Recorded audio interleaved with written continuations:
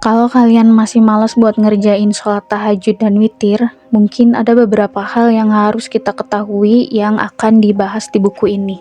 Gak sedikit dari kita yang udah kenal apa itu sholat tahajud dan witir, jadi sholat ini dikerjakan di waktu malam dan ini tuh bisa untuk mendekatkan diri kepada Allah dan juga menyampaikan segala doa-doa dan keluh kesah kita selama kegiatan kita di siang hari. Lalu kita juga percaya bahwa dengan sholat tahajud akan banyak doa-doa yang terkabul karena dikerjakannya juga di waktu-waktu mustajab ketika malaikat-malaikat sedang turun, bahkan Allah sendiri yang turun ke bumi. Bahkan masih banyak lagi fadilah dari sholat tahajud dan witir, tapi kita masih aja malas untuk mengerjakannya.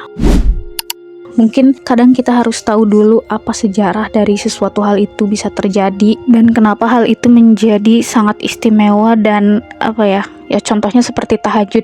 Kadang kita nggak tahu apa sejarah tahajud itu sendiri sehingga dia dinobatkan sebagai sunnah muakkad, bahkan dicintai oleh Allah ketika seorang hamba mengerjakannya. Dikisahkan di buku ini berdasarkan beberapa kumpulan hadis yang akhirnya disimpulkan bahwa tahajud itu pernah menjadi kewajiban bagi umat muslim pada masa awal. Lalu bagaimana dengan sholat 5 waktu?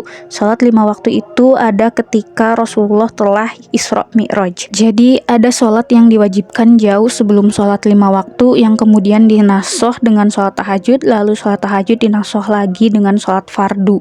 Lalu ada salah satu kitab juga yang mengatakan tidak ada kewajiban sholat pada Rasulullah dan para sahabat kecuali sholat tahajud. Jadi guys, kenapa tahajud itu bisa sepenting itu? Karena memang dulunya tahajud adalah sholat wajib. Lalu bagaimana akhirnya tahajud menjadi sunnah? Jadi Rasulullah pernah bersabda ketika itu, beliau berkata bahwa orang yang berdagang dengan ikhlas dan penuh harap akan ridho Allah, di sisi Allah ia setara dengan berjihad. Selain berdagang, di antara sahabat ada juga yang sakit, termasuk di antaranya adalah terluka setelah berperang.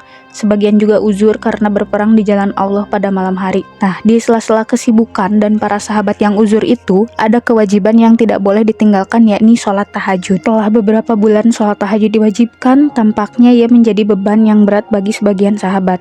Sedangkan dalam menentukan hukum, Rasulullah banyak menjadikan kemampuan dan kesanggupan umatnya sebagai pertimbangan. Rasulullah tidak ingin umatnya terbebani kewajiban yang memberatkan mereka. Perasaan ini mengusik hati Rasulullah dan para sahabat seolah-olah menunggu keringanan. Ternyata apa yang dirasakan Rasulullah didengar oleh Allah. Keluhan sebagian sahabat atas kewajiban tahajud juga didengar oleh Allah. Maka turunlah wahyu ayat ke-20 dari surah Al-Muzammil. Isinya adalah kabar perubahan hukum sholat tahajud bagi umat muslim yang semula wajib berubah menjadi sunnah. Walaupun begitu, Rasulullah tetap teguh dan rutin menjalankan sholat tahajud pada pertengahan malam sebagai kewajiban bagi beliau menurut sebagian pendapat.